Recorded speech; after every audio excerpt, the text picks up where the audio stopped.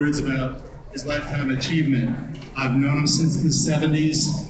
He took a bullet for this cause when the San Francisco Narcs came storming up his Castro Street staircase. I guess I'll start the story in the 60s. Dennis comes from New York originally. He came out here for San Francisco the first time en route to Vietnam. He was in the Air Force. It was 1967, and he decided he was going to come back to San Francisco, and that's why we have medical marijuana in California. They don't have it in New York. Dennis moved out here. And he got out of the Air Force in '68. When he was in the Air Force, he saw a lot of death. It was 1968, February, the Viet Cong's Tet Offensive pinned down his unit outside of Saigon. And Dennis was assigned to put people in body bags. He saw a lot of death, and he came back saying, I dedicate my life to world peace. And he saw marijuana as essentially an anti-war drug because of the calming effect on the individual and the sharing ritual. Marijuana was the drug that you passed around. In the 70s, cocaine came in, and that was the drug that the people who had it gave signals to their friends at the party, and they went off to the bathroom and snorted cocaine. But marijuana was the drug that you shared with everybody. And Dennis was convinced in his heart that nobody could tell him he couldn't smoke this herb, which he had seen in Thailand growing in beautiful valleys, and he loved the gentle Thai people, and he came back with 2 pounds of that fabulous Thai weed in his Air Force duffel bag, and immediately started dealing out of his flat in the Haight, an old up-timer from the Haight. He has many friends here who knew him back in those days, and they busted him all the time, way back then, when just holding a J was a felony and a sin. And Dennis didn't want to be, well, he was willing to be an outlaw, he had the nerve to be an outlaw, but he wanted to be legitimate, he wanted marijuana to be legal. And his first venture into electoral politics, I guess his first venture was helping Harvey Milk in his state assembly campaign. There were 2 unsuccessful campaigns. And in 1975, when Milk ran for state assembly, for supervisor, no, for state assembly, Dennis's club, The Island, where pot was freely available, was his campaign headquarters. And they were very close friends. A lot of Dennis got left on the cutting room floor when they made that movie. They were very close. And of course, Milk was pro-marijuana. And Dennis put a ballot initiative called Prop W, as in weed, to which the people of San Francisco declared that they didn't want their public officials arresting people for pot. It was a symbolic kind of thing, but it entitled you to own an ounce without being hassled by the police. And Mayor George Moscone signed it into law. And then Dennis looked at what he had created with this decriminalization, and he said, it's the miracle. Where do people get this legal ounce? If I can't have a pound, where did the ounce come from? If it's cultivation's illegal, it must be a miracle. It's the miracle ounce. And the narcs hated him on a deep, visceral, personal level. His effrontery, that he wasn't obedient, that they would bust him and he'd be open the next week. And they raided him one time, dressed in plain clothes, army fatigue jackets, and they are thuggy-looking guys, because they are thuggy.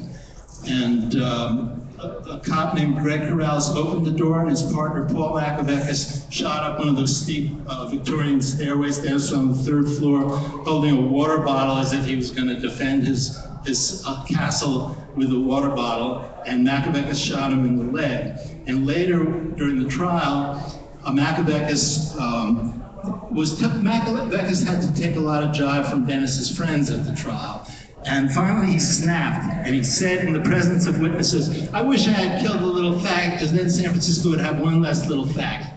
And some lawyers heard that, and they went to the judge, and Macaveckas' testimony got thrown out, and Dennis got a somewhat lighter sentence as a result, I think 7 months in San Bruno. And I went to visit him there, and I'd written a song. The chorus went, how many ways and how many times must we be the victims of victimless crimes? Yeah. And I asked Dennis in jail, well, how many men on your tier are victims of victimless crimes? And he said, you know, not one but me. They're all into speed, and they can't wait out to rip and run. Can't wait to get out and rip and run again. And that was his report from the jail. And it was speed. Speed is the drug that makes people crazed, and marijuana is the drug that makes people nonviolent and just inclined to share. When Moscone and Milk, as you know, got assassinated by a right-wing ex-cop named Dan White, and soon thereafter the AIDS epidemic hit. And Dennis began to lose his closest friends. And again, he saw a lot of death. His bravest, most far-out friends. I knew some of them. And Dennis got the idea for the San Francisco Buyers Club when his own lover, Jonathan West, was dying of AIDS, and the cops raided his place. And they were very cruel. They took him to jail. Dennis said he wasn't dealing the weed. A few ounces were for Jonathan. And they taunted him that night in jail. And Dennis, who was a very bold person, jibed him right. He said, "Great job you did defending Moscone. Great job you did protecting George."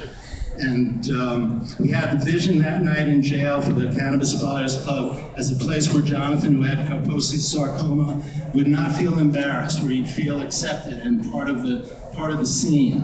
And I gotta tell you, the San Francisco Cannabis Buyers Club, which moved from one place to a bigger place to finally a huge building at 1444 Market Street that the city ought to landmark, was an incredible place. It was the hippest scene since the Fillmore. And people from all walks of life were there. You'd see brokers on their way home from Montgomery Street and people from welfare hotels. And it created the support system at which activists would find each other and have regular meetings, Sunday night meetings in 1995. And what had happened was the state legislature in California, realizing how pro-cannabis the populace was, had passed a couple of bills. The legislature passed bills in 94 and 95 that the Republican governor, Pete Wilson, vetoed. And they were very, what Todd McArea called short list: AIDS, epilepsy, glaucoma, and not all cancers, but some very grave terminal cancers. And spasticity, I guess. 4 conditions on that list. But Dennis's great insight was, when we did a popular initiative in 1996, let's make it much stronger. Let's make it, with Todd McArea's help, they got the wording, it would apply to any condition for which marijuana provides relief. And that's been all the difference. We would not be here. We would not be in this room today if Dennis hadn't insisted on an open-ended and inclusive initiative, not a little truncated thing. And there were a lot of people who were not sad to see Dennis. Lundgren, the Attorney General who led the opposition to Prop 215, was not going to let it be fully implemented. He planned immediately after its victory, he sent out a fax to every DA, cop, and sheriff, and police chief and sheriff in the state, and he said, we're going to have a meeting in Sacramento, emergency meeting on how to respond to this. And Dennis and I were in Sacramento on that day, and Terrence Hallinan was inside with all the fellow law enforcement officials, and he got up with 300 armed men and said to them, "This is not your responsibility, this is for the health departments, kick it for the health departments."